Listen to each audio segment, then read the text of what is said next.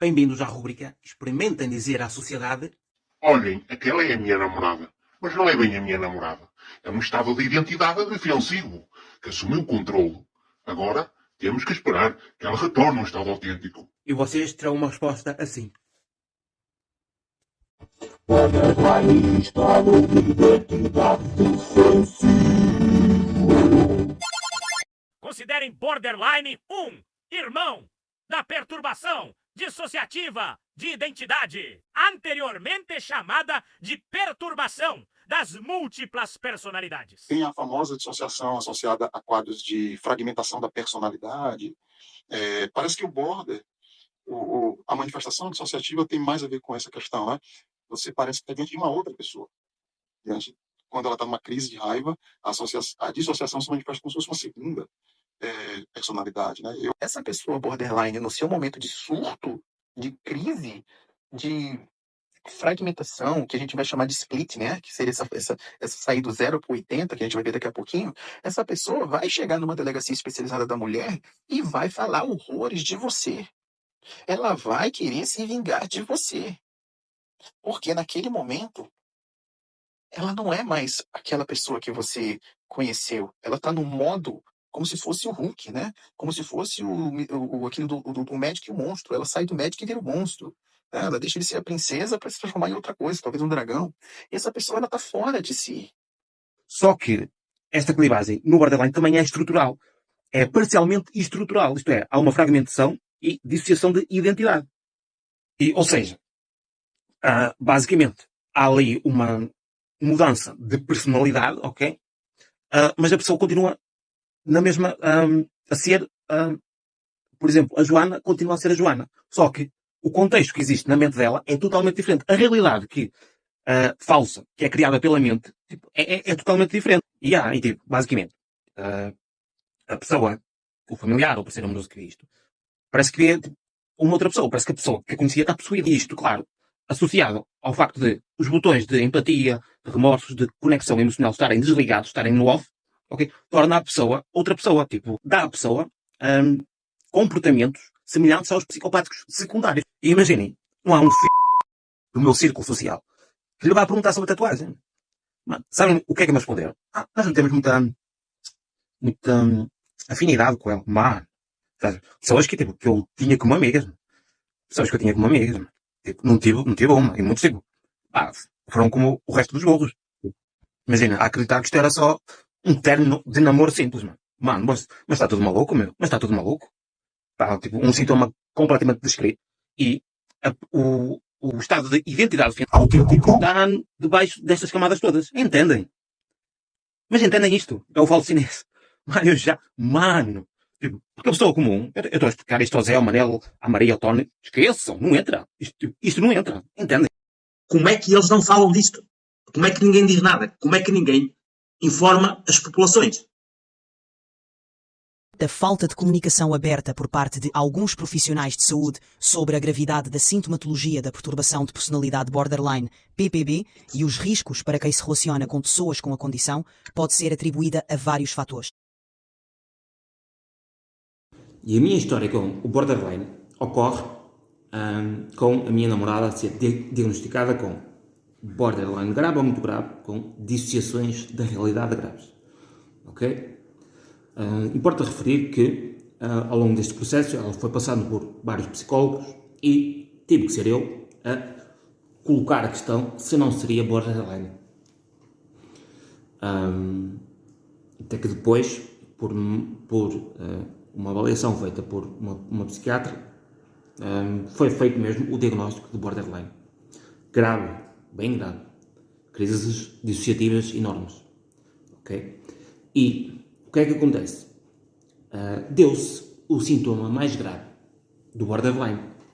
E o sintoma mais grave do borderline é uma clivagem intensa, uma grande clivagem. Isto é um fenómeno que acontece com 60% do pessoal que tem borderline. Digamos que 85% do pessoal passa por clivagens menores, que são típicas ao longo do relacionamento. Ok? Mas clivagens intensas, só cerca de 60% dos pacientes com borderline passam. E o que são estas clivagens intensas? Estas clivagens intensas destroem a vida de quem tem borderline e da sua família e dos seus parceiros íntimos. Destrói completamente. Porquê? Porque esta clivagem intensa é a defesa extrema da mente borderline. É a defesa extrema. É quando a pessoa que tem borderline se sente muito apegada a alguém e, devido a alguma coisa que acontece e que a mente interpreta como um possível sinal de abandono, a mente não quer arriscar sentir a dor do abandono. E o que faz? Dá este corte.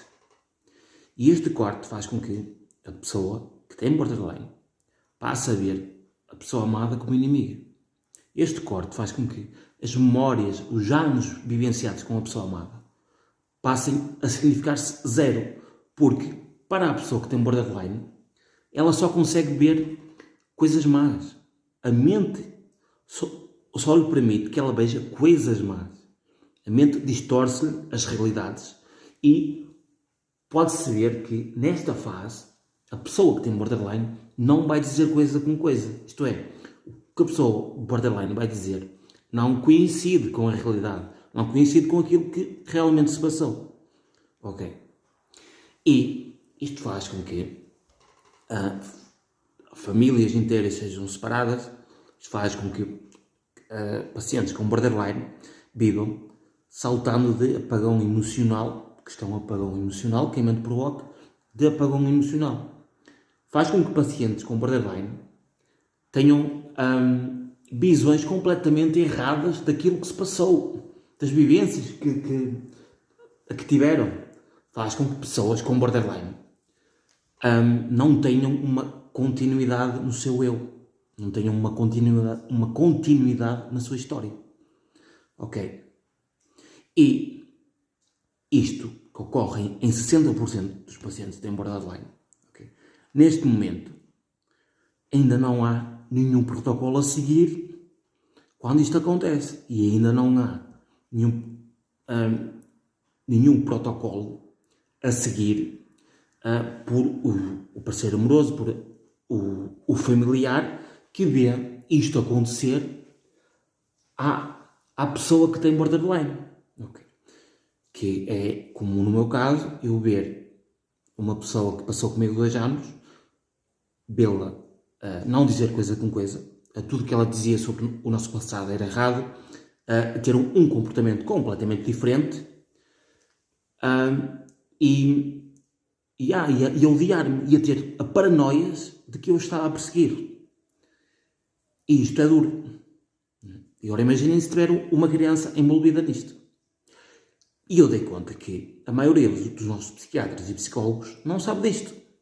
Eu também dei conta que, por exemplo, ou melhor, eu dei conta disto porquê? Porque, por exemplo, a psiquiatra da minha ex-namorada, que ignorou os meus 8 e-mails, julgo eu que adotou uma postura ética de ficar em silêncio devido ao sigilo profissional numa paciente que ela diagnosticou com um borderline grave, muito grave, com dissociações da realidade. Óbvio que essa médica não devia saber desta clivagem intensa e desta alternância de personalidade. Porque, no fundo, quando nós, como eu já disse, falamos borderline, devemos falar em alternâncias temporárias de personalidade. Não é bem este o termo científico correto. O termo mais correto são alternâncias de estado de identidade, ok? Mas o que interessa aqui é que eles não se comunicam um com o outro. E o que interessa aqui é que o borderline é um irmão da perturbação dissociativa de identidade, também chamada de transtorno das múltiplas personalidades, ok? Ou seja, é quase que como se uma outra personalidade, nesta fase, assumisse o controle daquele corpo, daquela pessoa. E esta é a defesa extrema do borderline. Importa referir que nesta fase é onde ocorre as merdas como a pessoa borderline fazer alienação parental, fazer falsas acusações, tudo porque a mente lhe constrói cenários inventados. Tudo porque a mente lhe cria paranoias, lhe cria realidades inventadas. E isto é um sintoma, não é uma escolha. E como é que eu sei isto? Porque há um padrão. Porque há milhares de casos, milhões de casos disto a acontecer. De pessoal que tem borderline a passar por isto, exatamente por isto. Isto é um sintoma. E como é que ainda não há protocolos para atuar aqui? Como é que isto acontece? Como é que isto aconteceu à minha namorada? E eu não tive auxílio de ninguém, a ajuda de ninguém. Tive auxílio de uma psicóloga de Lisboa que quis ajudar-me, mas eu percebi que ela quis ficar não quis aparecer, não quis dar a cara, não, como se ao falar sobre isto fosse castigada. Eu suponho que seja porque muitos pacientes têm borderline, devido ao mecanismo de negação, fazem pressão para que os reais sintomas do borderline não sejam ditos cá para fora, não sejam falados, comentados.